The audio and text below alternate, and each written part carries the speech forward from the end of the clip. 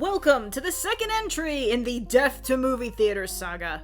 Oh, now I'm sad. And I want to start this review by saying that I did relatively enjoy watching this because I was watching it with my patrons on my Discord, and in the end the general consensus was it was a mixed bag, which is about on par on how everyone else is feeling. Before Scoob premiered, there was already a slight air of skepticism, mostly because of the tragically expected, incredibly vanilla celebrity voice casting choices. Not that they didn't ultimately do fine, but Matthew Lillard apparently really wanted to do this. And Grey Griffin? You dissed Azula? Oh, we have a problem now. But partially because this film is the ribbon-cutting ceremony of the Hanna-Barbera cinematic universe. But if there is one thing I can say about this film, is that unlike a certain embarrassing faceplant involving entombed Egyptian dead people, Scoob is a standalone film. There is no overt sequel baiting, no welcome to the Avengers post-credit scene, or any random inexplicable moment that won't make sense until 3 movies down the line. Yay, hooray for the bare minimum!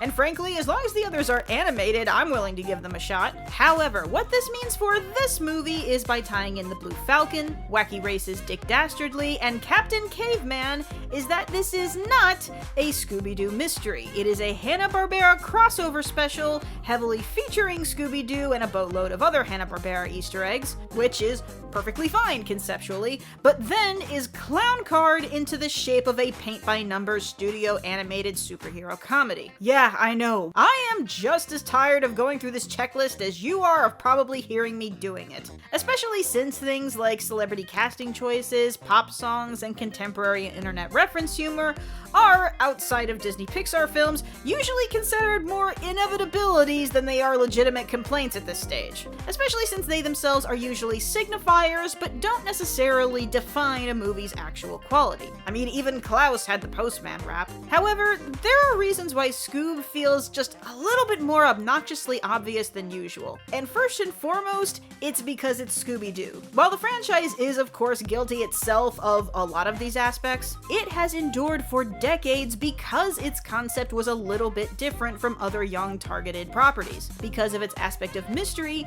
and slight usage of horror, which, at least from my perspective, has been the common denominator in all of the best Scooby-Doo stuff. So to see Scooby being turned into a generic action movie, especially one with a very clearly not supernatural and not masked villain Dick Dastardly, is a little disappointing, though he himself does use masks to disguise himself more than once, so he's not completely off-brand, and indeed, Dick Dastardly himself is one of the best things about this movie, in that very classic campy cartoony villain way. And the motivation for his sinister plan is oddly adorable. But the modernization of it all feels much more aggressive. The humor is essentially a cocktail of all of the kinds of humor that a committee determined were very in right now, not just a dump truck of internet words. There's a lot of self-aware humor, and jokes that sound like adult jokes when you're 8. Halloween is manufactured by the corn syrup industry. The scene that exemplifies the spoken humor in this movie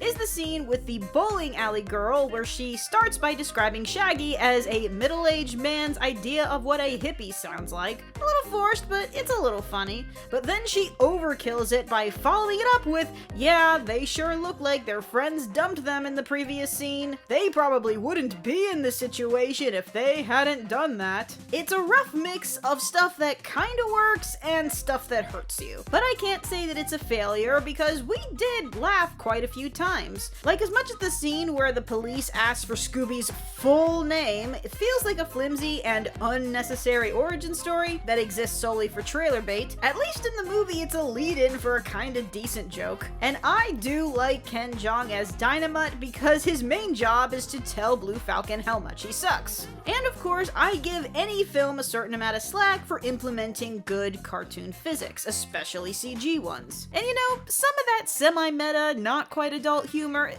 was fine. Some of it playing exactly to the kind of predictability that these sorts of movies have. Not to misunderstand that acknowledging that your movie is lame somehow makes it not lame, but trying to embrace the lame. But the aspect that really frustrated me was the one part that's supposed to support a film even when the comedy fails. Or the flimsy excuse for the jokes to exist in the first place, however you want to see it. The emotional core that is Scooby and Shaggy's friendship, because the story hits all of the dullest formula bullet points with the grace of Godzilla. From opening the movie with Shaggy flipping through all of the obvious joke pop songs signifying how lonely he is, the constant lines pointing out what good buddies they are, but it's not like you could save the world with friendship, and I will absolutely never take this collar off. Almost like there's going to be an incredibly pettily motivated third act breakup. And then capped it all off with an ending that is practically a literal Deus Ex Machina and a literal slap to the face. But even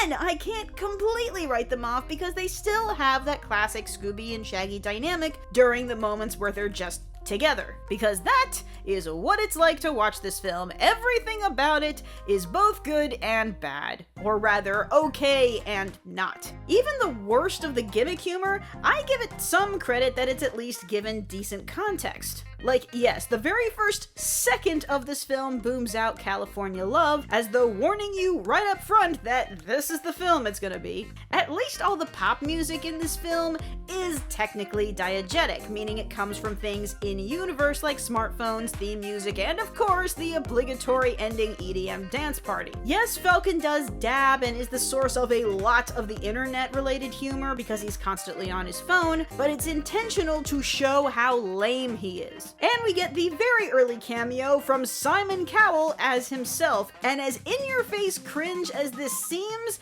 Scooby-Doo does have a history as well as a currently airing show where the entire concept is featuring incredibly famous people as themselves doing cameos. But it's so off-putting that his eyes are so much smaller than everyone else's, even though I'm sure that's deliberate so he stands out as seeming more like a real person. And that's another thing that has its hit or miss aspects, the animation. Now, as I've said multiple times, I am definitely grateful that a lot more big studios are sliding down the CGI scale from emphasizing detailed realism to more simplified, stylized cartoonization. And design-wise, everyone looks fine. But I can't say that this is the smoothest mainstream adaptation of the 2D aesthetic. The movement is fine, which I would argue is the most important part, but the film does still have a certain amount of detail and theatrical grandiosity in its cinematography and world that makes certain things just feel not quite right.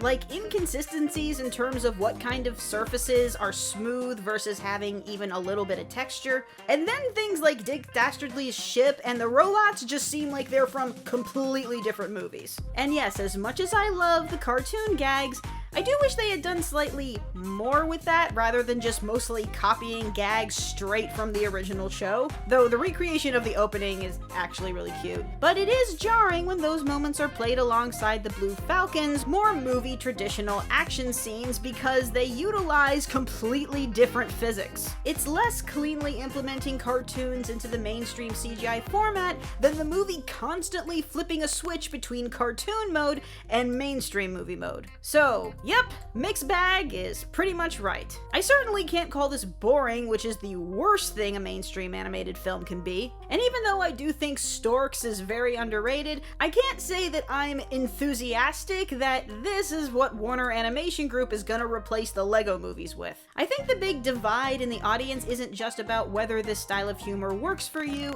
it's how much the gimmick of it all really bothers you. And the fact that it's a nostalgic property is the most hit or miss element about it, because you get the fans that are just glad to see those characters in any form, and giving some of Scooby-Doo's other movies, I can't say this is the worst, but then you get the fans scrutinizing them for not being exactly like they were 50 years ago. And yes, it is almost exactly 50 since Scooby-Doo first aired in '69, though Captain Caveman and Blue Falcon are very much not anything like what their original characters are like even a little. So it's, you know, those adaptations that are like, who's this for? But gun to my head, I did probably laugh and tolerate more than I cringed, but this is definitely another one for the new category of I'd rather watch isolated clips than the whole thing. And all of those clips would be of Dick and Dynamite. But one thing you can say about this movie, it's not live action.